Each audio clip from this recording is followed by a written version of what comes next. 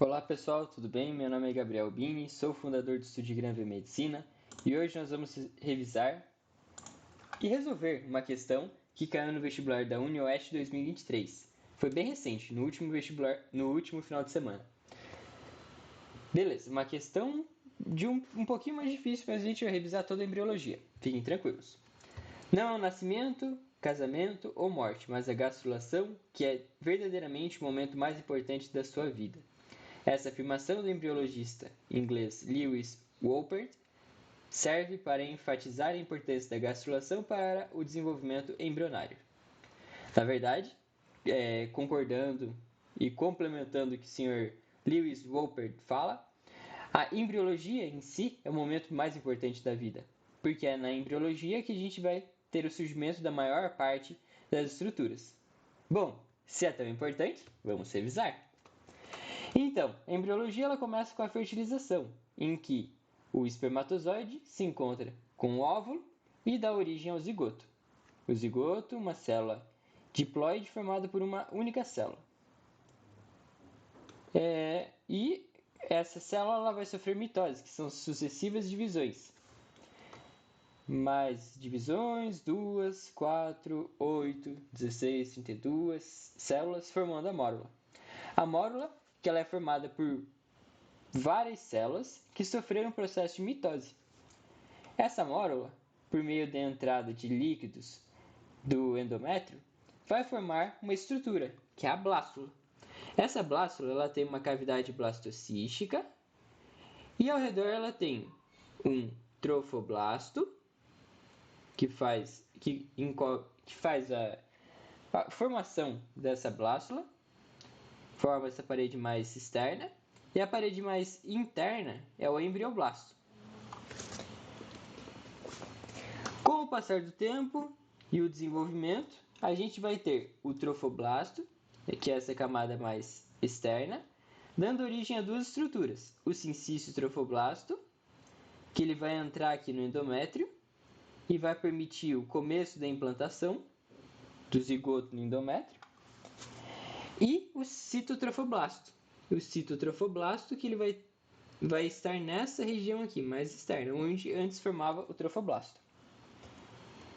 Além disso, o embrioblasto, ele continua aqui. E ele dá origem a uma estrutura, que é o hipoblasto. Beleza.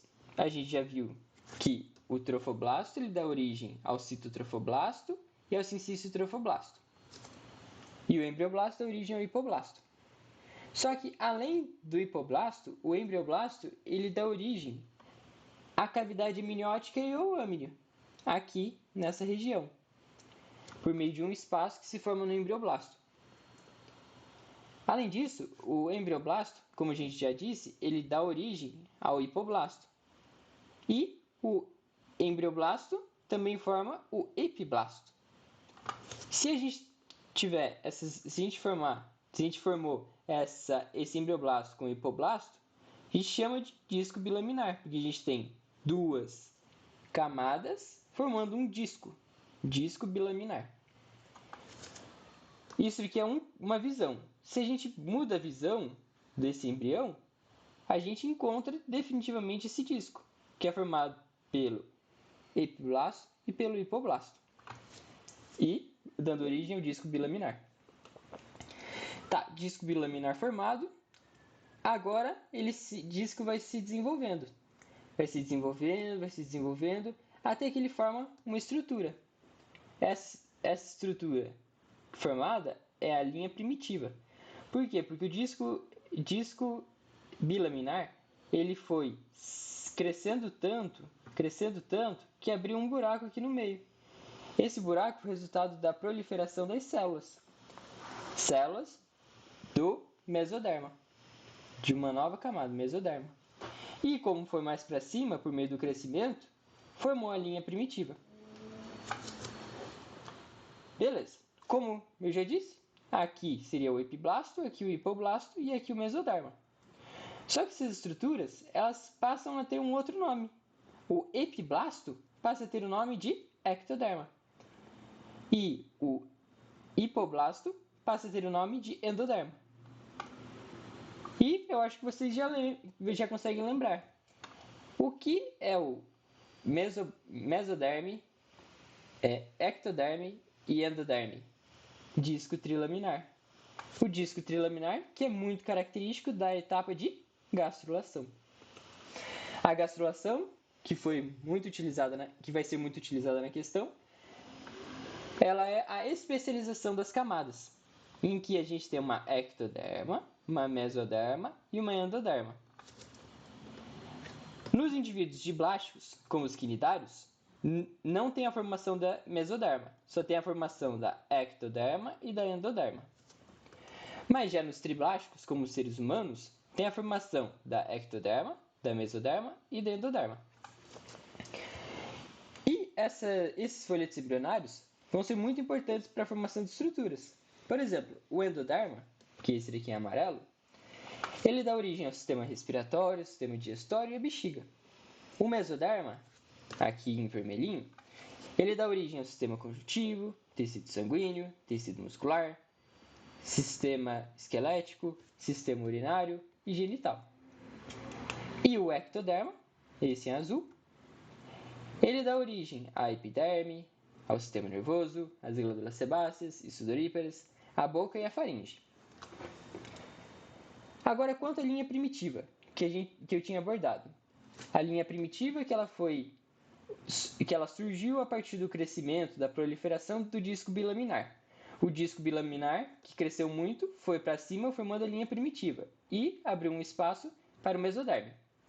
A linha primitiva é muito importante, porque ela faz parte da gastrulação e ela origina alguns eixos no embrião. O eixo crânio-caudal, dorsal e ventral. Tá, mas como que é isso? Cranial, mais para a região aqui da formação do crânio. Caudal, mais aqui para baixo, região do sistema digestório, principalmente. Região dorsal, aqui, mais próximo da linha primitiva. E ventral, mais para trás do embrião. Lembrando que a região dorsal, que é o eixo dorsal, é onde se forma a linha primitiva. Tá, e para que serve essa linha primitiva? A linha primitiva ela é muito importante para a etapa de formação da notocorda. A notocorda ela tem uma função muito importante, que é dar origem à coluna vertebral. Então vejam, pessoal, que a gente foi processo após processo originando as estruturas. E agora a gente consegue resolver a questão bem tranquilamente. Vamos lá. Sobre a gastrulação, assinale a alternativa correta. Nos vertebrados, ou seja, principalmente nos seres humanos, está relacionada a gastrulação com o surgimento da linha primitiva na superfície ventral do embrião. Incorreto, porque como a gente viu, a gastrulação ela está relacionada ao surgimento da linha primitiva. Só que a linha primitiva ela surge no eixo dorsal e não ventral. Letra B. Em humanos, é um evento pós-implantação. Tá, correto, porque a implantação ocorre com o desenvolvimento do sincisto trofoblasto, que está bem lá no começo. A gastrulação já teve implantação. E durante a gastrulação ocorre a formação de determinados eixos corporais. Correto. Como a gente conseguiu ver, formação dos eixos crânio-caudal, dorsal e ventral. Então, letra B correta. Vamos ver os erros das outras alternativas. Letra C. A gastrulação é caracterizada por sucessivas divisões mitóticas do zigoto, sendo a principal responsável pela multicelularidade.